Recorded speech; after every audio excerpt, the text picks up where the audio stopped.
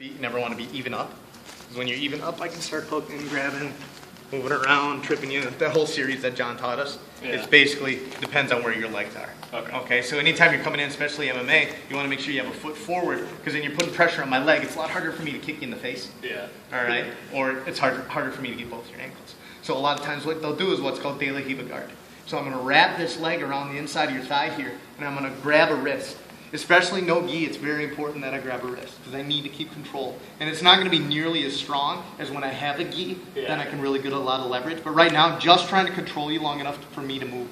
So it's very common to just grab the far wrist, and then I can kick my foot so I take you off balance at the same time I get my foot free, and I stretch you out, and I can dump you over.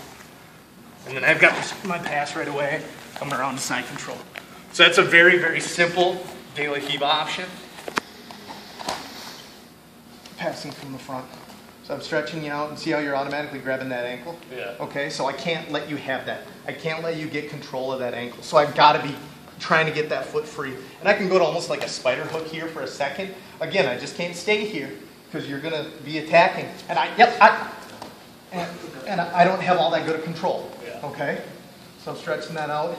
So the other option is you pull that hand away, all right? As I stretch you out, I'm going to switch wrists.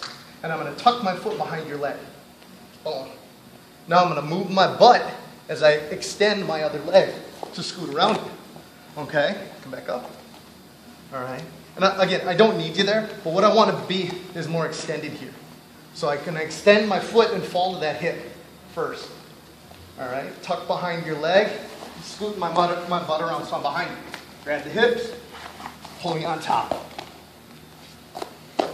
So that's going to be a back take that I've actually hit when people have MMA gloves on, because I can get a real good collar grip. Yeah. And it's sticking that leg through to fall to the side as I walk my hips around. So same idea, boom. All right, now you see how you're more off to the side here? I actually want to be sitting on your foot if I can, so I'm farther off to the side. And then I can extend this foot through to block your hip. Now again, I need to make sure I have this, because it's easy for you to backstep and knee bar me otherwise. So I got to be ready to tuck that foot. Does that make sense? Yeah. So as you're going to try to backstep to that, that's when I'm going to take the back. So I got the wrist control, I kick through, yep, boom, and I pull you back right in. To your back to it. Does that make sense, Sean? Yeah, absolutely. It was pointed out to me yesterday that I was saying, okay, and does that make sense? Way too much. I'm just trying to show a simple arm bar. That makes sense. Right? Okay. All right. So again, I'm trying to stretch you out. That's the whole point here of the de la Riva, especially gi, no gi, doesn't matter. I want to stretch you out to start attacking stuff. And then I can start pulling over, wrapping things up, hooking arms, hooking legs, trying to get you off balance.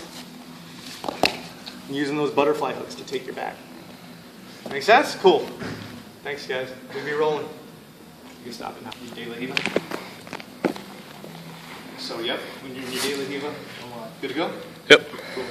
No, you're on the same leg. Yep, so you're hooking and almost pulling here. So you're wrapped around that leg, and yep, and you're stretching out the other side.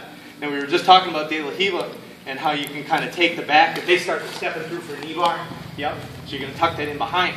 But I was also saying how you always want to make sure you have wrist control, whether you're in gi or no gi.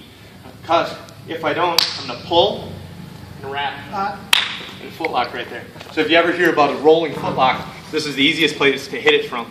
Boom.